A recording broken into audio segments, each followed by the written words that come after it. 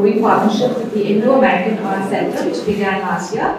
So IEAC is a non-profit organization dedicated to promoting artists of Indian heritage, has been passionately supporting creative talent for over 20 years. It is an honor for our foundation to join forces with them and to work alongside them and to bring this to a wider audience. The Prabhakaran Foundation is also a non-profit organization dedicated to promoting India's rich cultural and literary heritage on a global stage. Inspired by the visionary of our late founder, Dr. Prabhakaran, we connect audiences worldwide through programs celebrating India's diverse heritage. Now on to today's session. We are thrilled to have the acclaimed author Divya Prakash Dubey with us. Divya ji is a distinguished author, has penned 7 bestsellers, captivating readers with his literary prowess. His 7 audio shows on Amazon Audible have garnered immense love and popularity. Notably, has contributed dialogues to the films PS1 and PS2, directed by the renowned Mani Ratnam, and the web series Dr. Aurora, created by Imtiaz Ali on Sony Live. Having previously excelled as a corporate marketing professional and content editor at a leading channel, Divya ji now dedicates himself entirely to writing. He crafts compelling narratives for movies, web series, and audio shows. Through his writer's room, he presents a new wave in the authors who are reshaping the landscape of literature and writing the rules of Hindi. Welcome, Divya ji. And moderating today's session, we have Anup Bhargava. Anup ji is a technologist by profession and a poet by heart. He studied at BITS, Pilani, and IIT Delhi. Anup ji believes that the internet and the latest computer technology can play an important role in spreading Hindi across the globe. And he has been working aggressively on several projects to realize this goal. His efforts has been recognized by the Government of India when he was given the Vishwa Hindi Samman by the Honorable Prime Minister of India, Shri Narendra Modi ji, in 2015. His most recent accomplishment is starting off a Hindi magazine titled Ananya from the official website of the Consulate General of India, New York. The magazine now published from 12 other countries. So on behalf of Foundation, we are honored to present this session at the IEAC Literature Festival 2024, and I'm delighted to hand it over to you both. Thank you so much, Kathy. First of all, I'd like to thank Indo-American Arts Council and Prabhakaran Foundation for having this quote-unquote only Hindi session in Indian Literature Festival. I'm glad we are having it. और ये मैंने सिर्फ इसलिए अंग्रेजी में बोला है कि आपको बता सकूं कि मैं भी अंग्रेजी बोल सकता हूँ। लेकिन हम ये जो पूरा सेशन है ये पूरा हिंदी में होगा और मैं आशा करता हूँ कि आप सब लोग हिंदी समझ सकते हैं और नहीं भी समझते हैं तो समझने की कोशिश कीजिए। और जब हिंदी की बात हो रही है तो हिंदी में ही बात करें। तो माँ भारती के भाल का श्रृंगार है हिंदी। माँ भारती के भाल का श्रृंगार है हिंदी। हिंदुस्तान के बाग की बहार है हिंदी। घुट्टी के साथ घोलकर माँ ने पिलाई थी। स्वरफूट पड़ रहा वही मल्हार है हिंदी। तो आइए आज इसी हिंदी की मल्हार के साथ बैठते हैं, हिंदी में बात करते हैं और जैसा कि मैं कहता हूं हिंदी में मुस्कुराते हैं। हिंदी में आप मुस्कुराएंगे तो हिंदी के प्रति आपका प्यार जो है वो अपने आप झलकेगा। और आज हमें खुशी है कि हम हिंदी के एक ऐसे लेखक के साथ में हैं जो ये कह सकता है कि हिंदी लेखन के सहारे उसकी जिंदगी गुजर रही है। तो एक बहुत बड़ी बात है, ये एक लंबा सफर तय किया है हिंदी ने यहां तक आगे भी। और मेरा इशारा सीधे दिव्य प्रकाश दुबे के साथ है। इससे पहले कि मैं आगे बढ़ूं एक बात मैं कहना चाहूंगा कि दिव्य मुझसे छोटे हैं तो मैं दिव्य को तुम ही कहूंगा, है ना। मैं आप कहना भी चाहूं तो उससे होगा नहीं, तो मैं जहां तुम कहूं उसे आप समझा जाए। सर जहां मैं आपको सर कहूं आप श्रीमान समझिएगा। नहीं, वो सर की बात होती है, जब मुझे कोई सर कहता है, मैंने तुझे भी लिखा था, मैं सबको यही कहता हूँ कि मुझे सर तक सीमित नहीं रखो, मेरे पास सर भी है और पैर भी है। तो चलिए बातचीत शुरू करते हैं। और ये बिल्कुल हमने कोई इसकी तैयारी नहीं की है जानबूझकर, तो ऐसा हम बातचीत करेंगे जैसे कि हम लोग घर में बैठे हैं, या जैसे कि गांव की चौपाल हुआ करती थी, वहां पर बैठकर हम लोग बात करेंगे। और बीच में भी मैं कहूंगा कि अगर आपको बीच में भी कोई सवाल पूछने हैं, और अगर मैं आपको नहीं भी कह रहा हूं, तो आप अपना हाथ खड़ा करके कभी भी हमें रोक कर कभी भी कुछ भी पूछ सकते हैं। तो इन छोटे छोटे से नियमों के साथ में हम लोग आगे बढ़ते हैं, और हम आशा करते हैं कि इंडो अमेरिकन आर्ट्स काउंसिल अगले साल कुछ अधिक हिंदी के लिए करेंगे, और उसमें मैंने वादा किया है कि हम पूरी मदद करेंगे। कहा जाता है कि हिंदी के लिए श्रोता नहीं मिलते हैं, तो ये कुछ हद तक सही है, लेकिन ये भी सही है कि अगर कोशिश की जाए तो हिंदी में बहुत से लोग, बहुत से श्रोता हैं, बहुत से पाठक हैं जो दिव्यप्रकाश हमें बताएंगे, है ना। तो बस कोशिश की बात है, मन से कोशिश कीजिए, आप सफल होंगे। तो बातचीत हम शुरू करते हैं दिव्य। तो चलो अब सबसे पहले एक तुम्हारी छोटी सी संक्षेप में जीवन यात्रा से बात शुरू करें। संक्षेप में हमें बताओ कि यहां तक का सफर कैसे गुजरा। मुझे ऐसा लग रहा है कि मैं कपिल शर्मा वाले शो पे लेकिन मैं कोशिश करता हूँ कि मैं आसानी से बता पाऊँ। तो मैं जिस समय में बड़ा हो रहा था, पढ़ के जब कॉलेज में, स्कूल में, उससे पहले जब पैदा हुए, तो नॉर्मली जैसे जब चुनाव हुए थोड़े दिन पहले बनारस में 2014 में, तो मोदी जी ने बनारस से चुनाव लड़ा। तो मुझे बहुत सारे लोगों ने पूछा कि आप बनारस अब जा रहे हैं, फोटो खिंचवा रहे हैं। इससे पहले तब फेसबुक नहीं था ना, फोटो वैसे डालते नहीं थे। तो मैंने कहा वो 2014 में आए, मैं यहाँ पे 1980 के दशक में आ गया था, पैदा ही वहां हुआ था, है ना। तो ऐसा बोलते हैं वहां पे, आप बनारस में जब आप पैदा होते हो तो आपको मोक्ष मिलने के चांसेस 50% हो जाते हैं। एकादशी के दिन हो गए तो 100%। तो मैं एकादशी के दिन पैदा हुआ। दूसरी एक और बड़ी पिक्युलर बात है, गौतम बुद्ध का आप लोगों ने सबने सुना होगा नाम। उनका एक कान जो है ऐसा है, मेरा जैसा है, मेरा उनके जैसा एक कान है, वो भी बनारस के पास है। तो मैं बनारस का इसलिए इंपॉर्टेंट बात बताता हूँ। 80 घाट करके एक जगह, आप जो लोग भी बनारस नहीं, कितने लोग गए हैं यहाँ पे बनारस से? मेरी भी है, मैं बहुत बढ़िया।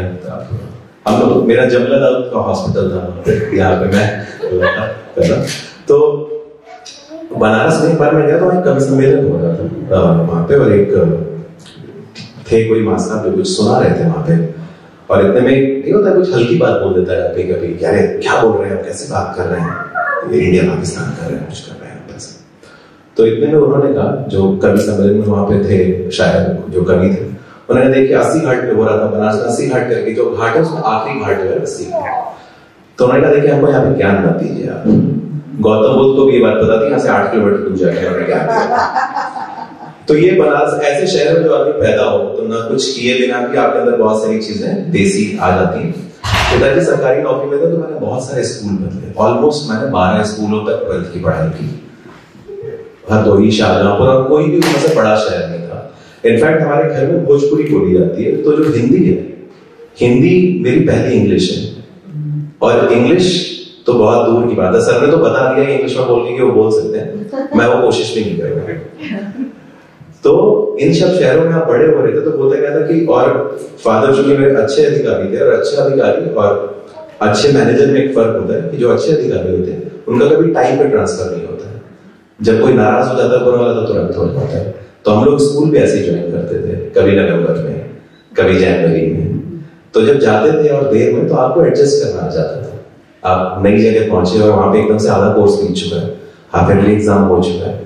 तो ऐसे शहरों में रहते रहते पढ़ाई, और 12th तक आते आते मुझे समझ में आ गया कि जिंदगी जो है वो भीड़ चाल है। नहीं होता, हम लोग सारी लड़ाई इसलिए लड़ते हैं कि रैट रेस से बाहर आ जाए, लेकिन पहले आपको रैट रेस से जाना पड़ेगा समझने के लिए कि रैट रेस है ये।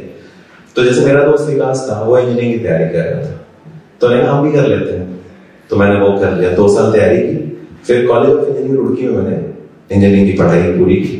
इंजीनियरिंग करते करते फाइनल ईयर तक आते आते मुझे समझ में आ गया कि ये इंजीनियरिंग मेरे बस की बात नहीं है। लेकिन इंडिया का एजुकेशन सिस्टम इतना अच्छा है कि जैसे जैसे मेरे नंबर बढ़ते जा रहे थे मेरा इंटरेस्ट कम होता जा रहा था। 59% से मैंने शुरू किया, 83 पे खत्म किया और मेरा इंटरेस्ट 0 हो चुका था तब तक। तो वहीं फिर से 80-8 पे आते हैं। मैं फाइनल ईयर में था तो मैंने सोचा, तब तक होता क्या, जब आप तैयारी कर रहे होते हैं और आप लगातार 2 साल तैयारी करते हैं, आप फेलियर होते हैं। और जब मैं कॉलेज में पहली बार पहुंचा और वहां पे ज्ञान चतुर्वेदी नाम के राइटर है, उनकी किताब थी दंगे में मुर्गा। उसमें एक चैप्टर था प्रगति पे उतारू भारत। हमने अपने हिसाब से उसको कस्टमाइज करके पहला प्ले बनाया, स्किट बनाई जिसको बोलते हैं, नकल करके कंप्लीटली। वो तो बाद में मुझे पता चला गुलजार साहब की किताब पढ़ के कि उन्होंने एक जगह लिखा है कि नकल करते करते एक दिन अकल आ जाती है। तो मैं वहां पे जब प्ले किया तो वहां कॉलेज में 700 लोग थे और हम 4-5 लोग जिन्होंने प्ले किया वो हिंदी में। और तो पहली बार ताली बजी लाइफ में हमारी किसी बात पे। तो हमें लगा जो लड़का जो इतने साल से भटक रहा है, जो हिंदी मीडियम में पढ़ के आया है, कुछ है गुंजाइश उसकी लाइफ में, कुछ है जो इतने लोग ताली बजा रहे हैं। वो पहला टेस्ट था उस स्टेज पे जिसको मैं मानता हूँ कि वो डिफाइनिंग मोमेंट था। मैं अभी भी स्टेज पे जाता हूँ, जैसे थोड़ा सा और ऊंचा हो जाता तो मुझे यहाँ पे भी यही लगता, लेकिन जब मैं स्टेज पे जाता हूँ तो मुझे वो कॉलेज ऑफ इंजीनियरिंग रुड़की का वो ब्लैंक हॉल नजर आता है कि ये इंजीनियरिंग करके जब इंडिया में पहुंचा तो 2 साल इंजीनियरिंग के बाद मैंने कोई जॉब या नहीं किया। मैंने उन 4 सालों में रोज मैं 200-250 पेज पढ़ के सोता था, ये था। और मेरे साथ के दोस्त जो इन्फोसिस टीसिस में करके अमेरिका 2005 से आना शुरू हो गए थे, फाइनली मेरे को ऑलमोस्ट 19 साल लगे आने में। और वो भी इस वजह से नहीं कि इस इवेंट में आया था, मेरी बहन चूंकि शिफ्ट हो गई यहाँ पे, तो मैंने वीजा इसलिए ले लिया। तो खैर इस वजह से भी मिल ही जाता सर। तो लेकिन इस दौरान एक बेचैनी क्या थी कि हम जिस भी सिस्टम में जा रहे थे, हमें कोई और जैसा, जैसे हम कुछ हो जाए तब हमें कोई पहचानेगा। तो उस दौरान जब किताब आप लिखते हो और कोई भी किसी भी फील्ड में जब आप थोड़ी सी सक्सेस आपको मिलने लगती है, तो सबसे बुरी चीज आपके साथ होती है कि आपको इवेंट में बुलाया जाने लगता है ना। उस इवेंट में बुलाया जाता है कि आप अपने बारे में बताएं, है ना। ये मैं अभी के कॉन्टेस्ट नहीं बोल रहा हूँ सर। तो अब होता है कि मेरी ऐसी लाइफ थी ना, तो बहुत स्ट्रगल नहीं था उसमें। लेकिन जब सामने आप ऑडियंस में होते हो तो आपको मजा आता है रैग्स टू रिचेस स्टोरी में। तो मैं क्या करता था कि एकदम से मैं रैंडम पूछा, बैठा हूँ और मैं जैसे आपका नाम क्या है? मेरा नाम नवनिधि। तो जैसे मैं किसी से मैंने पूछा, नवनिधि मैं यहाँ पे सबको हमारे बारे में बता दूं। मैंने ऐसे रैंडमली स्टोरी टेलिंग शुरू की। यहाँ नवनिधि बैठे हैं, उधर कुशाग्र बैठे हैं और कुशाग्र और नवनिधि एक दूसरे को जानते हैं। और ऐसा मैं ऐसे कहानी बनाने लगा। वो धीरे धीरे पिक होने लगा जैसे कहानी, क्योंकि जब आप कहानी सुनाते हो तो उसका एक फायदा होता है, आपको अपने बारे में नहीं बताना पड़ता, आपका अपने से फोकस चला जाता है कि अरे यार हमारे तो है नहीं ना। फिर मैं थोड़ी जगह मैंने झूठ भी बोला कि हम लोग की मम्मी बहुत गरीब थी और ये सब, लेकिन वो कह रहे हैं झूठ से पकड़ में आ जाते हैं, तो इसलिए। लेकिन वो बनाने लगा तो वो फिर रैंडमली फिर स्टोरी टेलिंग, स्टोरी बाजी मैंने ट्रेडमार्क किया।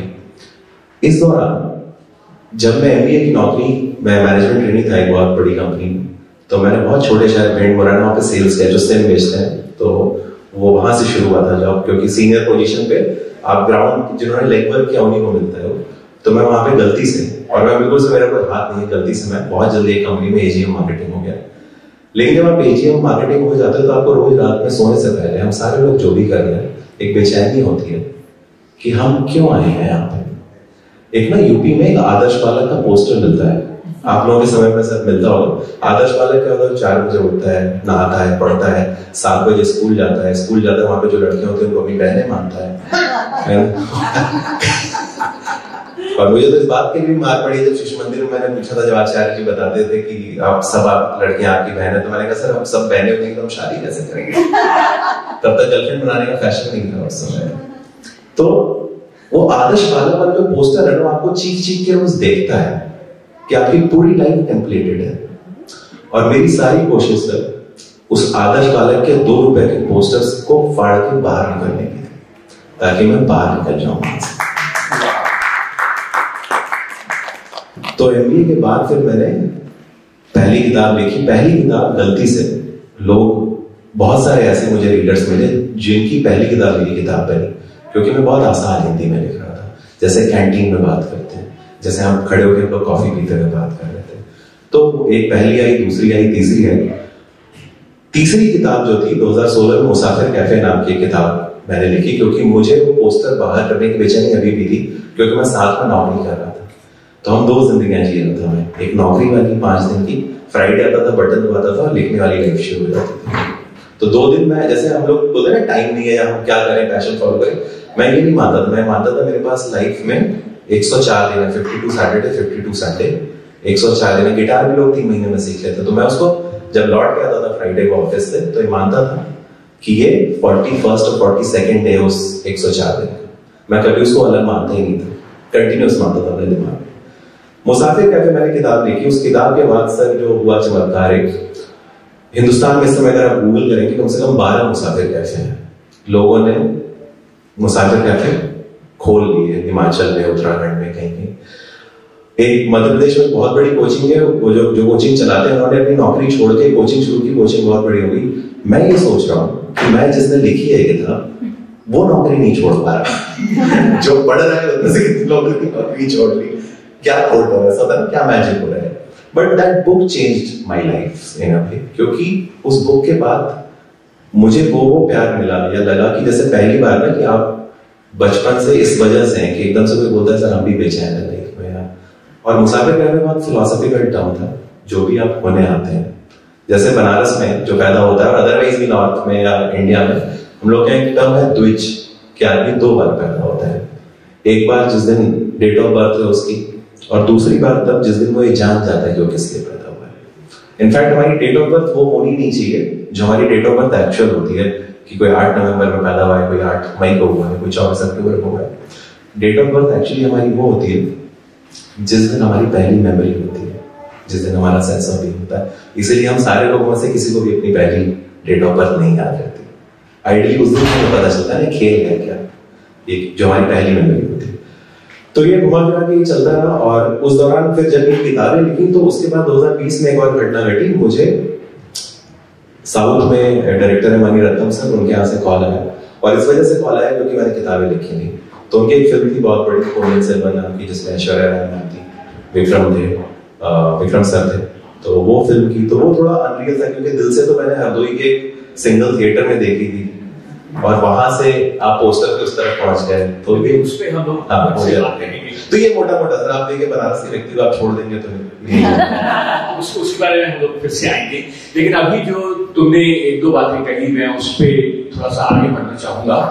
तो पहली बात तो जो मुझे मैं कहूंगा तुम्हारे बारे में मुझे अच्छी लगी, और वो ये कि मेरा ये मानना है कि ये त्रासदी रही है कि हिंदी के बहुत से कम लेखक ऐसे रहे हैं जिन्होंने लेखन को अपनी जीविका बनाया। बहुत कम रहे हैं।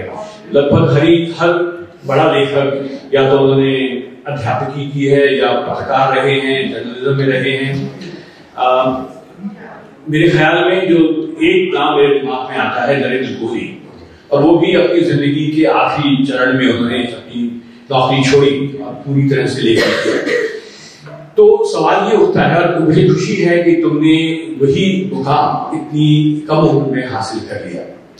तो मेरा सवाल ये है कि क्या ये तुम्हारे साथ भी संभव हुआ, लेकिन कितना आसान रहा ये सफर, और ये आगे आने वाली युवा पीढ़ी के लिए कितना संभव है, कितना सरल है कि जीविका का माध्यम उसको बनाया जाए। इसको सर मैं ऐसे बताता हूँ कि आप ऐसे समझिए कि इस देश में, मतलब इस देश का मतलब मैं इंडिया की भी बात कर रहा हूँ उसमें इंक्लूड करके, कि घटिया से घटिया इंजीनियर होने के लिए आपको जीवन के 4 साल प्लस 1 साल की तैयारी देना पड़ता है। घटिया से, मतलब आपकी कोई गारंटी नहीं कि आप अच्छे इंजीनियर बनेंगे 5 साल लेने के बाद। आपको अच्छा एमबीए अच्छी जगह से करना है तो 2 साल का एमबीए और 1 साल की तैयारी, घटिया से घटिया। अच्छा डॉक्टर बनने के लिए कम से कम 10 साल की पढ़ाई, घटिया डॉक्टर बनने के लिए 10 साल की पढ़ाई। आप पीजी करते हैं, पहले करते हैं।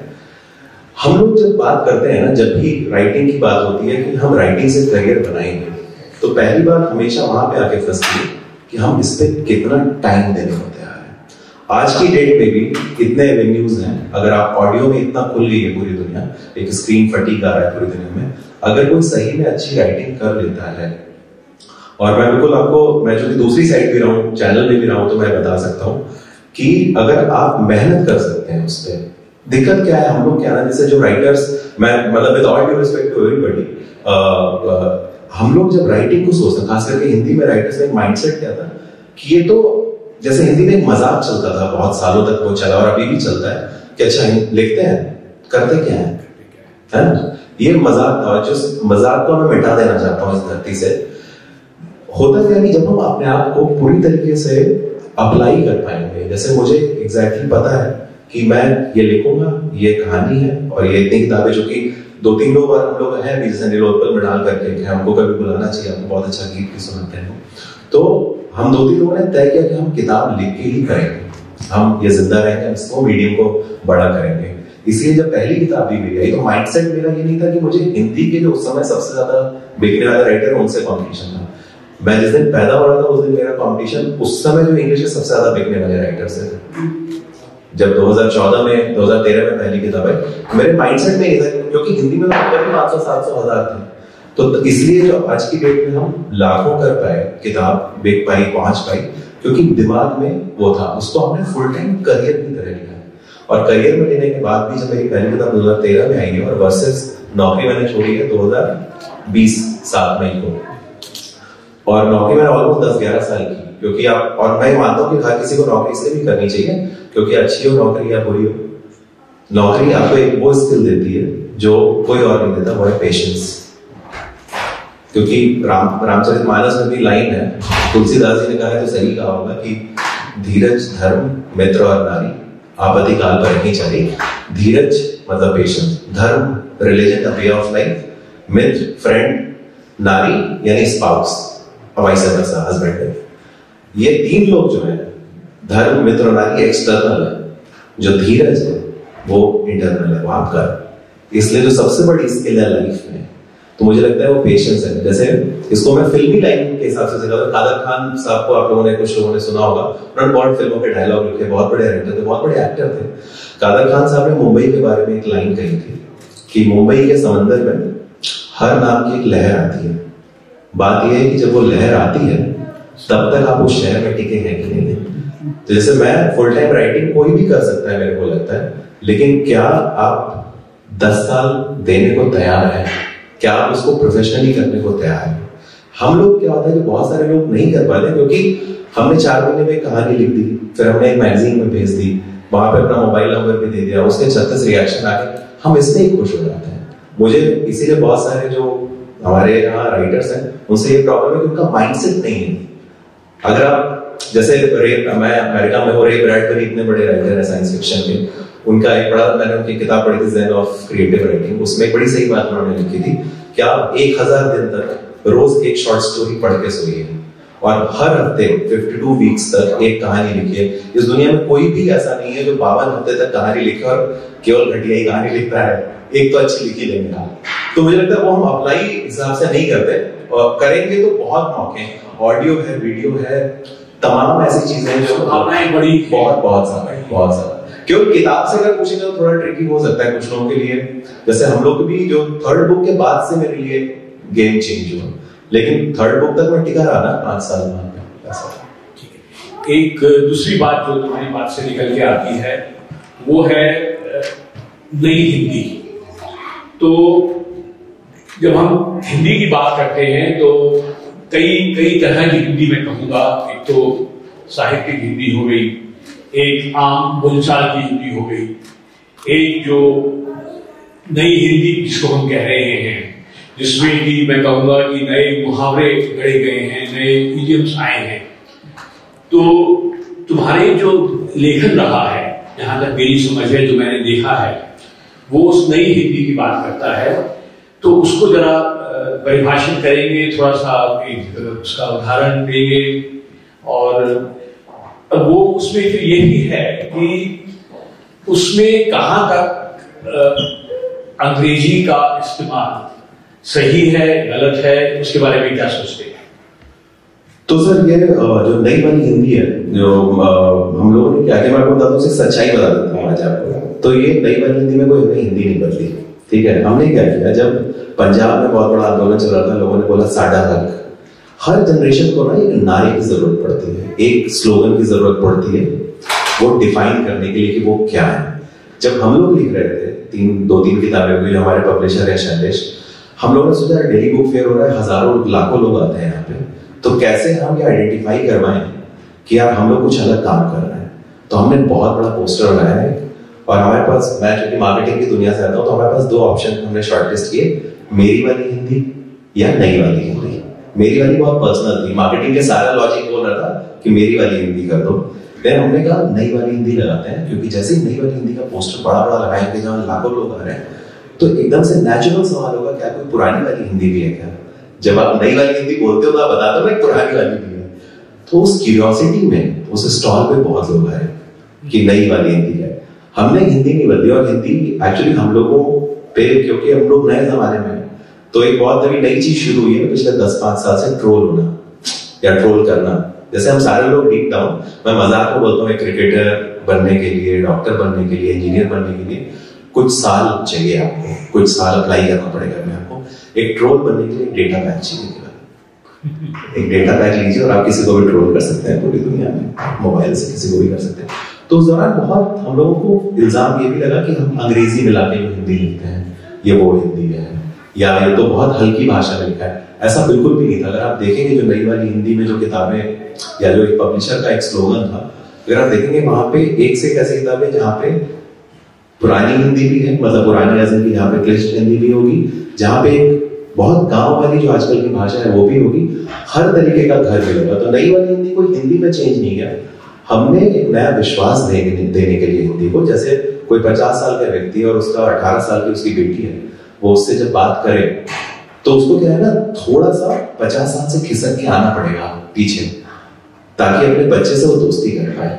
तो हमने हिंदी के लिए बस वो किया कि हम जो यंग जनरेशन आ रही है उससे हम दोस्ती कराने के लिए उसको एक स्लोगन दे, आपको लगे हाँ कुछ है नया या कुछ बात है। तो वो भाषा के लेवल पे कोई परिवर्तन नहीं है। इनफैक्ट अंग्रेजी, ये जो इल्जाम भी लगते हैं, चाहे वो पुराने प्रेमचंद के जो ओरिजिनल वर्जन है प्रेमचंद जी के, उसमें भी उन्होंने कई जगह इंग्लिश में वर्ड्स लिखे हैं।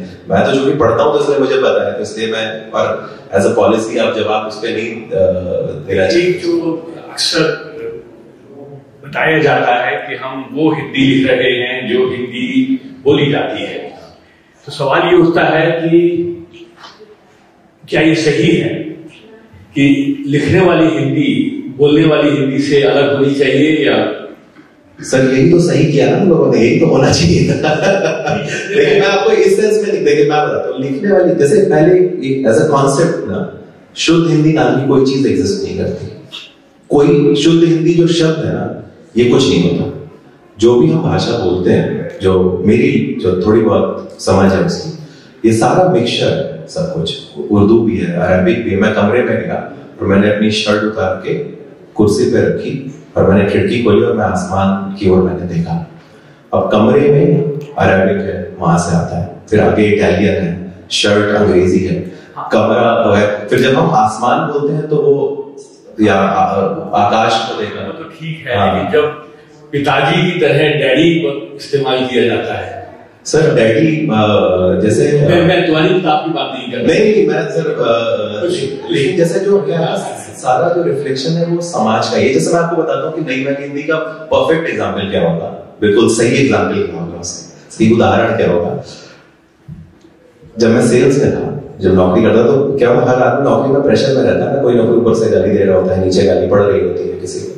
तो एक मैंने ना चाय की दुकान जो होती है, टपरी जिसको बोलते हैं वहां पे, तो वहां पे मैंने एक किसी को बोलते हुए सुना कि यार बॉस ने ना दिमाग का दही कर दिया, अब शाम को दारू पी के दिमाग की बैटरी रिचार्ज करनी पड़ेगी। अब वो हिंदी नहीं है क्या, वो किताब में नहीं आने लगे हम, क्योंकि जिस मिनट हम ये डिसाइड करने लगते हैं ना कि लिटरेचर है और ये नहीं है, उसी मिनट हम उसके बेसिक प्रिंसिपल जो उस चीज का है उसको हम डिफाइन कर देते हैं। ठीक है। अच्छा, अब एक जो इससे बात आई है,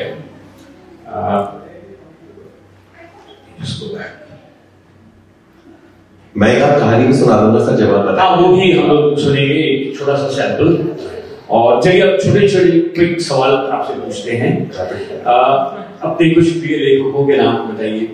तो मेरे जो भी हिंदी में यहाँ पे पढ़ना आप शुरू करना चाहते हैं, तो मेरे 2 प्रिय लेखक हैं। एक है मतलब ऐसे तो बहुत सारे, मनोहर श्याम जोशी नाम के लेखक, उन्होंने बाद में पॉपुलर हुए वो बुनियाद और हम लोग जो सीरियल है उसको, उन्होंने आखिरी जो फिल्म भी कई सारी लिखी, उसमें से एक थी हे राम, जिसमें शाहरुख खान का मिल सकते, बट उनकी जो सबसे एक लव स्टोरी अगर पढ़ते तो कसब नाम की किताब है।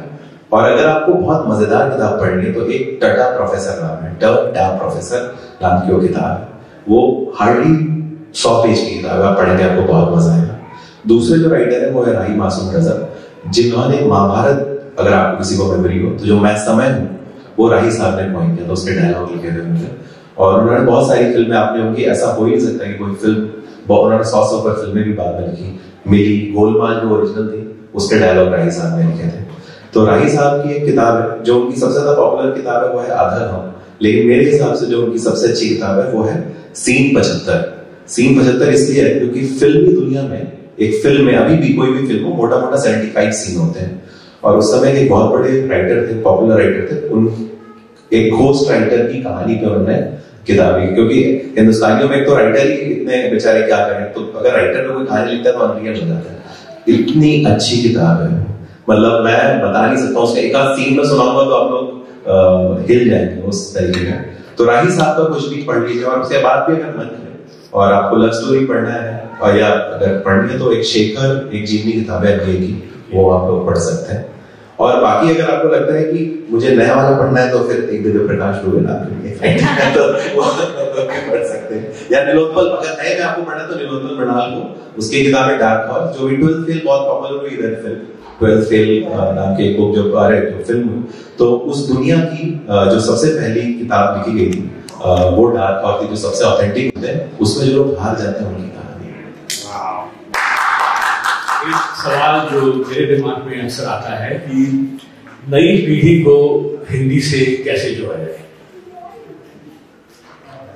सर ये सवाल मैं भी रोज जूझता हूँ कि जैसे मैं ये सोचता हूँ, उसको मैं दूसरे शब्दों में कहूंगा कि हिंदी को फैशनेबल कैसे बनाया जाए, हाउ टू सेल, वो थोड़ा जरूरी सा लगता है। नहीं बिल्कुल भाई, मेरे को एक चीज अब इधर एक जब से मेरा जब बच्चा हुआ और मैं जो नई बनी थी, तो जो पिछला वाला सवाल था उसमें से एक बस बात जोड़ूंगा आपको, छोटी सी इसी से कॉन्टेक्स्ट। दूसरे शब्दों में अगर मैं कहूँ कि इस ऑडियंस को कैसे बढ़ाया जाए हिंदी के सेशन, इनको जरूरत नहीं है सर, ये तो किसी भी वजह से हम बैठे हैं, चाहे जो भी जबरदस्ती हो, किसी के दोस्त हो या जो भी बात हो, इनको जरूरत ही नहीं है। हमें एक्चुअली इस कमरे के बाहर जो खड़े हैं उनको देखने, वो टारगेट ऑडियंस है, ये तो बेचारे मजबूरी में बैठे तो बैठे जो भी है इनके साथ। मेरे को एक चीज लगता है जो हिंदी में एक, मेरे को ना एक बात बताता हूँ, जैसे दिवाली में भी, दिवाली बीती है, दिवाली में अनार जो जलता है, जैसे अनार जब फूटता है और ऐसे पूरा फव्वारे की तरह हो जाता है,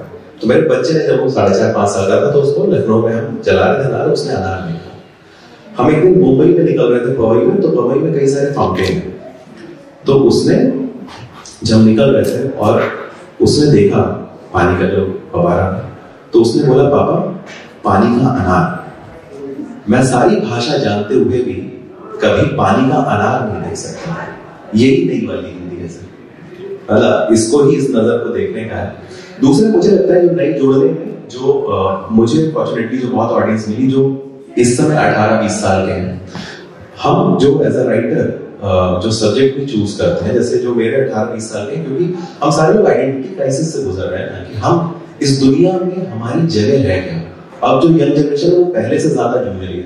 हमारे पास फिर भी टेम्परेटेड रास्ते थे, अच्छा इंजीनियरिंग कर ली, फिर IAS हो गए, डॉक्टर हो गए, 5-6 फिक्स रास्ते थे।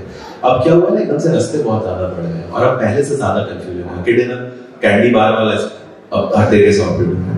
तो जो 18 साल का अभी है, उनकी एंजाइटी, उनकी इनसिक्योरिटी को जो हम टच करते हैं, तो अब तो वो आ रहा है क्योंकि उनकी जैसी बात है। जो किताबों मुझे सबसे अच्छा फीडबैक मिलता है, अभी कल मैं दिखा रहा था वीडियो को कि दिल्ली में बुक फेयर में एक लड़का आया, उसने गले लगाया मुझे और बोला अरे सर आपकी किताब ना कोर्स में नहीं आती लेकिन दिल में आती है हमारे, क्योंकि उसकी बात हो रही है। जैसे मैं आपको एक एग्जांपल बताता हूँ, एक अक्टूबर जंक्शन में मेरी किताब है, उसमें एक लड़का और एक लड़की वो एक दिन मिलते हैं साल में।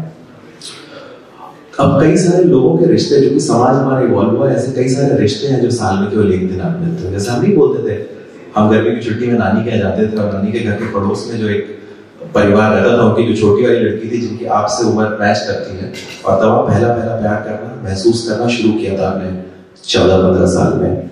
और वो पूछती थी अगली बार कब आओगे, तो मैं बताता तो गर्मी की छुट्टी में आएंगे। तो लड़की पूछती थी क्यों तुम्हारे यहाँ जाड़े की छुट्टियां नहीं होती।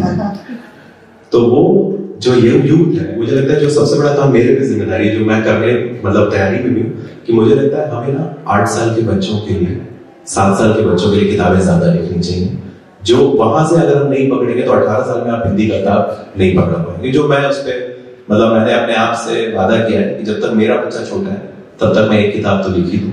अब मेरे अकेले करने से होगा नहीं, लेकिन मुझे लगता है वहां से हमें शुरू करना पड़ेगा एकदम से हम, क्योंकि बात ये कि स्टोरी बाजी जो एक कहानी सुनाऊंगा शुरू की है उसके साथ हम लोग खत्म करेंगे उसको। तो आपका स्वागत है। अगर आप सवाल आप खड़े होके पूछेंगे तो की जो किताबें हैं जो क्लास 1 से क्लास 5 उसकी बात करते हैं, बच्चों की बात। क्लास 1 से क्लास 5 की जो हिंदी की किताब या लेसन होता है वो तो क्लास 8 या 9 को नहीं समझ आता। तो मेरी ये गुजारिश है कि आप जो युवा लेखक हैं वो इन किताबों को जो पढ़ाई जा रही है स्टेट और नेशनल लेवल पे क्लास 1 और क्लास 5 के बीच में उन कहानियों को पढ़कर उसमें अपना कुछ इनपुट करें, क्योंकि वो बिल्कुल चेंज होनी चाहिए। किसी बच्चे को जो 5 साल का हो या 7 साल का हो, उसके सामने अगर जो किताब है वो 18 या 17 साल के बच्चे को नहीं समझ आएगी तो वो हिंदी नहीं पढ़ पाएगा। और वही प्रॉब्लम अंग्रेजी में भी है, पर क्योंकि आपका मुझे मालूम है अच्छी बात क्या लग रही है, आपने बहुत अच्छा आपने बोला और मुझे आप प्लीज बैठ और देखिए आप अच्छी बात मुझे तो आपने बिल्कुल सही बात बोली और अच्छी बात मुझे ये लग रही है कि आपको इस देश में मतलब मेरे देश के एक लेखक से ये उम्मीद है कि मैं ऐसा करूंगा जो काम एक्चुअली सरकार को करना चाहिए। सबसे बड़ी बात और हमारा तो नहीं, मैंने तो बोला कि मैं करूंगा, बट बहुत अच्छा आपने बहुत अच्छी बात पॉइंट आउट की। और मैं तो कोशिश मैम जब भी मुझे जिस प्लेटफॉर्म में जब भी मैं ब्यूरोक्रेसी में अदरवाइज गलती से मेरे को पीएचडी मिल गई अभी बीच में और डॉक्टरेट, तो मेरे को तो शर्म के बारे में लगा नहीं पाया। तो लेकिन मैं सीएम साहब से जब मैं मिला तो मैं उनको एग्जैक्टली यही चीज बोली भी थी कि हमें बच्चों के लिए, इनफैक्ट मुझे लगता है ना कि हमें कहानियों का जो कल्चर है, क्योंकि पहली बार आपको इंटरेस्ट आता है ना, ट्रेलर की तरह देख के आते हो वो चीज और फिर उसको ढूंढते हो आके, तो वो दोनों मैच करना चाहिए। उसमें मैं कुछ कर रहा हूँ काम मेरा आपके साथ सहयोग रहेगा अगर आप जरूर। और मैंने देखा है कि जब मैं छोटा था तब यहाँ की स्कूलों में बच्चों के लिए पढ़ना मैंडेटरी है, मतलब आधे घंटे या घंटे हर रोज को किताबें पढ़ना सिखाते हैं। और आज भी स्कूलों में ऐसा होता है, हमारे स्कूल में तो यहाँ बच्चे को स्कूल में ही बुकवर्म बना देते हैं। ये मैंने कभी इंडिया में देखा नहीं है, वहां बड़ा नहीं हुआ तो आई डोंट उसका वहां का स्कूल सिस्टम में इतना ख्याल नहीं है। लेकिन मैं जब इंडिया में बुक स्टोर में जाता हूँ, सवाल मेरा सवाल सिर्फ ये है कि आप बात कर रहे हैं बच्चों की किताबें लिखना, लेकिन क्यों ऐसा है कि वहां के बच्चे बुकवर्म नहीं बन जाते हिंदी किताबों के लिए? वो उसका ना बहुत सिंपल जवाब है और ये फटाफट चूंकि हमारे टॉपिक के थोड़ा सा बाहर है, हम पे ना बहुत वो हैंगओवर है अंग्रेजी का एक कॉलोनियल, क्योंकि जैसे क्या होता है आप जब जाते हैं इंटरव्यू देने ना तो आप ये बोलेंगे कि मुझे हिंदी में देना, तो नहीं मिलेगा आपको ऑप्शन। तो वो क्या है ना कि हम लोग को देखिए हिंदी जो सीखे ना हमने माँ ने हमें लोरियां गा के सिखाई है और अंग्रेजी हम लोग डंडे मार खा के सीखी है स्कूल में, तो वो हम नहीं कर पाएंगे ना, इसलिए वो धीरे धीरे it will take some time. But ये बहुत अच्छा है यहाँ पे वो मैम का भी सजेशन, इसको मैं ध्यान रखूंगा। मैं काफी चाहूंगा आप लोग जो बात कर रहे हैं वो रिलेवेंट है, लेकिन हम समय की सीमा को ध्यान में रखते हुए हम दिव्य प्रकाश की उपस्थिति का फायदा उठाना चाहेंगे और ऐसे सवाल पूछेंगे जो खुद वो उनसे संबंधित हो। तो अब चलिए अब हम लोग वापस लौटते हैं दिव्य प्रकाश की तरफ। और जैसा मैंने कहा कि दिव्य प्रकाश ने बहुत अच्छा काम किया है हिंदी को लोकप्रिय बनाने के लिए और हिंदी को जन जन तक पहुंचाने के लिए। किताबों की तो एक बात है, किताबों की भी अपनी सीमा होती है, लेकिन जो उन्होंने जो काम किया है दिव्य प्रकाश, जो स्टोरी बाजी, जो स्टोरी टेलिंग जिसको अंग्रेजी में कहा जाएगा, उसके माध्यम से जो काम किया है मैं उसकी तरफ लौटना चाहूंगा। और मैं चाहूंगा कि उसके बारे में बात करने की बजाय उसका एक उदाहरण हम लोग देखें तो देवी प्रकाश बड़े अच्छे शो करते हैं और बड़े मुझे खुशी की बात है कि उनके शो में टिकटेड लोग आते हैं 200-300 लोगों के 200-300-400 लोग बहुत बड़ा नंबर नहीं है, लेकिन हिंदी की कहानी सुनने के लिए 300-400 लोगों का आना एक बहुत बड़ा मायने रखता है। तो मैं चाहूंगा कि देवी प्रकाश हमें उसका एक वानगी दें। बिल्कुल सर, उसमें जैसे वो टिकट लेके आता तो मैं बाद में सबसे पैसे, मैंने शटल नोट कर ली, सबसे ले तो मैं फटाफट एक सुनाता हूँ कहानी, ये फेवरेट कहानी भी मेरी और हर जगह जहाँ जाता हूँ तो लोग बोलते हैं। जैसे होता क्या है सर कि खड़े होकर सुनाना चाहो? नहीं सही है, दिख रहा हूँ मतलब ऐसा। चलिए खड़े हो जाता हूँ। वहाँ पे खड़े होकर सुनाते हो? आप खड़े होने की सर पैसे? हाँ चुनाव में भी खड़े होने के पैसे लगते हैं।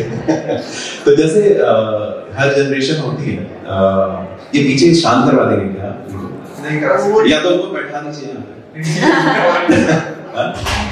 अच्छा अच्छा, बोलिए कि अगर बातचीत बंद नहीं करेंगे तो अंदर बुला लिया जाएगा। अच्छा, तो जैसे हर जनरेशन जब होती है, जैसे हर जनरेशन को ये लगता है ना कि आजकल के लड़के क्या कर रहे हैं प्यार, हम असली प्यार तो मतलब ना, जैसे हर जनरेशन मेरे पिताजी को भी लगता है कि आजकल तुम लोग क्या कर रहे हो प्यार, प्यार तो हमारे जमाने में हम लोग तो चिट्ठी लिखते थे, खून से लिख के चिट्ठियां लिखते थे, और सर हमें क्या आजकल के लड़के क्या कर रहे हैं सब प्यार, कुछ नहीं होता। और ऐसे ही जो मेरे पिताजी को जब ये लगता था, तो जो मेरे पिताजी में हमसे अच्छा प्यार करते थे, वो इस देश के 99% पिताओं की तरह, पूरी दुनिया के किसी भी देश के 99 पिताओं की तरह जो सच्चा प्यार वो करते थे, वो मेरी माँ से नहीं करते थे। वो सच्चा प्यार करते थे मेरी क्लास 2nd की जो टीचर थी, मीना पाठक नाम था उनका, मीना पाठक से वो सच्चा प्यार करते। मीना पाठक को मीना कुमारी प्यार से बुलाया करते थे। और हुआ ये कि जब मैं क्लास 2nd में था तो मेरी क्या हुआ कि मैथ्स की कॉपी चेक हो गया, आप टीचर, अच्छा नहीं सॉरी, आप स्कूल के लिए बोल रहे। तो जब टीचर कई सारे बच्चे होते हैं क्लास में, तो एक नंबर गलती से उन्होंने देखा नहीं, मेरे 20 में से 19 नंबर आया था, एक नंबर कटा हुआ था। और दुबे खानदान में सर 150 सालों में जिसने भी मैथ्स का पेपर दिया था, एक नंबर किसी का नहीं कटा था। बहुत बड़ा बात हो, बहुत बड़ी बात हो गई। और जब वो एक नंबर कटा तो उन्होंने बाद में देखा, तो देखा कॉपी में मैंने सवाल सही कर रखा है, लेकिन वो टीचर ने जांचना रह गया उनका गलती से।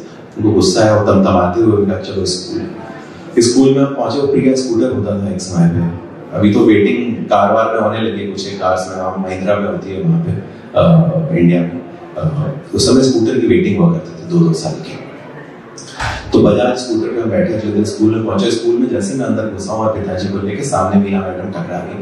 और जब मीना मैडम सामने पढ़ी तो उससे पहले मैंने ma'am love at first sight के सुना था, उस समय मैं होते हुए देखा।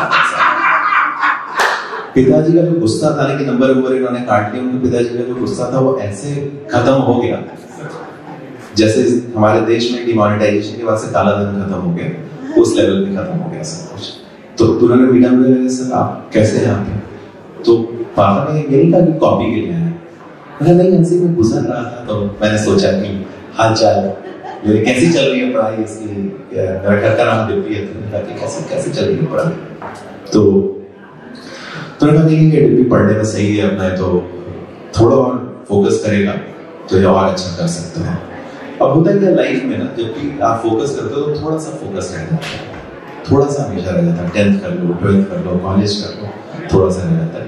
तो उन्होंने कहा नहीं, और उन्होंने कहा कि इसकी थोड़ी राइटिंग आप देख लीजिए, हैंड राइटिंग थोड़ी सी इसकी गड़बड़ है। तो पिताजी ने कहा नहीं, मैं बिल्कुल इस पे हैंड राइटिंग पे काम करूंगा और मैं खुद इस पे लगूंगा। पिताजी ने वादा तो कर दिया, लेकिन उसमें एक टेक्निकल प्रॉब्लम थी कि पिताजी जो मेरे सुबह लिख लेते थे वो शाम को खुद नहीं पढ़ पाते थे। अब एक ऐसे आदमी को मेरी हैंड राइटिंग पे मेहनत करनी थी। फिर चलते चलते मैम ने पूछा कि अब आप क्या बोलते हैं कि इसकी जो हैंड राइटिंग का मेहनत करिएगा और मेरे को अपडेट आप देते रहिएगा। और आप तो कितने अच्छे पेरेंट हैं कि आप अपने बच्चे की पढ़ाई के लिए कंसर्न थे और आप यहाँ आ गए। कितने पेरेंट्स ऐसे हैं जो पेरेंट्स टीचर मीटिंग तक में नहीं आते। मेरे पिताजी के कान में 3 नए शब्द पड़े, है ना, आ रही आवाज आ रही। तो पिताजी के कान में 3 नए शब्द पड़े, पेरेंट्स टीचर मीटिंग। और उन्होंने पूछा कब है पेरेंट्स टीचर मीटिंग? तो जो भी आया, फिर वो दिन हुआ और पेरेंट्स टीचर मीटिंग वाले दिन हम लोग पहुंचे घर वहाँ पे। और तब स्कूल में क्या होता था, एक बार में एक ही बच्चा जा सकता था। तो मैं गया और मैंने वो मैम ने, मीना जी ने यहाँ बुलाया और अपनी तरह से बुला के यहाँ पे माथे पे प्यार किया, किस किया। तो मैंने ऐसे पिताजी की तरह से देखा कि आप कितनी बैटिंग कर रहे हैं, छक्का तो हमें ही मारना है।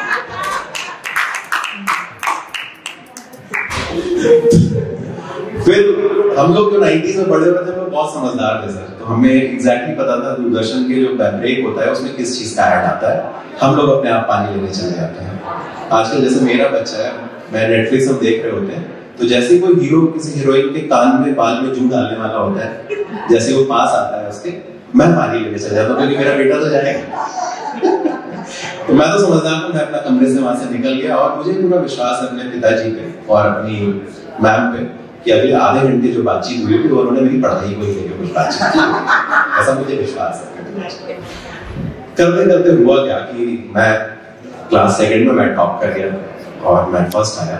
और स्कूल जब हम पहुंचे तो मैडम ने कहा किटी पार्टी होती है, तो हम लोगों ने जानबूझ के वो दिन तय किया हम लोगों ने पार्टी का, जिस दिन मम्मी की किटी पार्टी होती थी, ताकि कोई एक्सटर्नल डिस्टर्बेंस न रहे। तो हम लोग फिर पहुंचे मैडम के मोहल्ले में, प्रिया स्कूटर पे मैं पीछे बैठा था, मैं आके खड़ा हो गया, मैडम आई नीचे बैठ गई। हम लोग जब उसमें निकल रहे थे ना उस मोहल्ले से ऐसे बाहर, तो इस स्कूटर पे हम लोग की जो पूरी फैमिली थी, हम लोग छोटा परिवार सुखी परिवार के ब्रांड एम्बेसडर लग रहे थे जब उस ट्रेन से निकल रहे थे। हम जिस रेस्टोरेंट में पहुंचे वहां पे डोसा ऑर्डर हुआ, 2 मसाले डोसा, मेरे लिए सादा डोसा ऑर्डर हुआ। मसाला डोसा आया, मैडम ने मेरे को यहाँ पे ऐसे फिर से दोबारा प्यार किया, सब मैं किस तो इंडिया में बोल रही हूँ। तो किया और मैंने इस बार पिताजी की तरफ नहीं देखा। फिर उस समय क्या था कि जैसे बैग जो लड़कियों के बैग होते हैं, महिलाओं के जो बैग होते हैं छोटे होते थे, अब जैसे मैं अपनी वाइफ का बैग देखता हूँ उसमें एक आध वीकेंड भर का सामान आ जाएगा, बड़े बैग होने लगे। तो उन्होंने मैम ने छोटे से बैग से एक लिफाफा निकाला और मेरे पिताजी की तरफ बढ़ाया और कहा, भाई साहब शादी में परिवार सही आना है, भाभी जी को लेके आना है। मसाला डोसा जो लाके रखा हुआ था, क्लास 2 में साल भर रगड़ के मेहनत करने के बाद भी मेरे पिताजी क्लास 2 फेल हो गए। मसाला डोसा वो खाने में उसे इतनी ज्यादा दिक्कत है कि आज तक वो नहीं खाते मसाला डोसा। शादी के बाद से मीना मैडम ने स्कूल आना छोड़ दिया और पिताजी ने पेरेंट्स टीचर मीटिंग में जाना छोड़ दिया। उनका इस देश के एजुकेशन सिस्टम पर से विश्वास हो गया, उसको लगा कुछ है नहीं, क्या रखा है यहाँ पे यार। अब मैं इस इंतजार में हूं कि कब मेरा बेटा क्लास 2 में जाए और मैं थोड़ा बहुत ही सही अपने पिताजी जैसा महसूस कर पाऊं।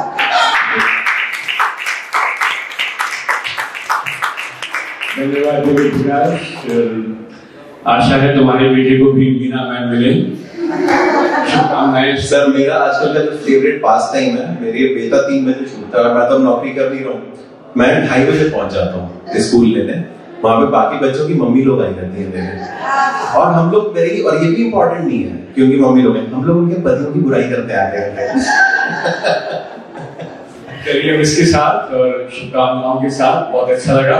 और चलते चलते बता दें कि दिव्य की किताबें जो हैं एक तो अमेज़न पे उपलब्ध हैं, किंडल पे आ गई हैं, और कुछ बताना चाहोगे इसके बारे में? तो याद पापा जो किताब है ये यहाँ पे सब जगह all across the world Audible पे मेरी आवाज में उपलब्ध है, क्योंकि ऑडिबल पे जो शो है, ऑडिबल में आप मेरा नाम सर्च करेंगे तो 7-8 शो खुल जाएंगे और कुछ किताबें जो मैंने अपनी आवाज में रिकॉर्ड की वो मिल जाएंगी वहाँ पे। और यहाँ पे अमेज़न पे, किंडल पे सब जगह किताब है।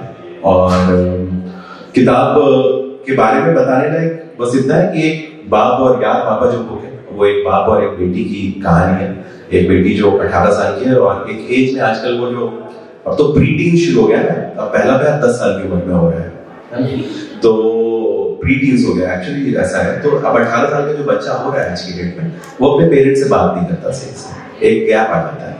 और मनोज सालवे जो उसमें एक वकील है, वो उनकी बेटी जो साशा है, वो दोनों बात नहीं करते, वहां से कहानी शुरू होती है। फिर कैसे वो दोनों एक दूसरे के सारे जो प्रॉब्लम्स हैं वो सॉल्व करते हैं, कैसे मनोज की आगे जर्नी जाती है, कैसे एक बाप बेटी के रिश्ते की कहानी हो सकती है। और कई बार क्या होता है कि लिटरेचर को हम इतना लोड कर देते हैं ना कि एक ऑर्डिनरी कॉन्वर्सेशन बाप और बेटी का भी बहुत बड़ी चीज हो जाती है। तो ये किताब उस थीम को एक्सप्लोर करती है। इसीलिए हमारे लिए फैंटेसी है कि जो पिता है वो यार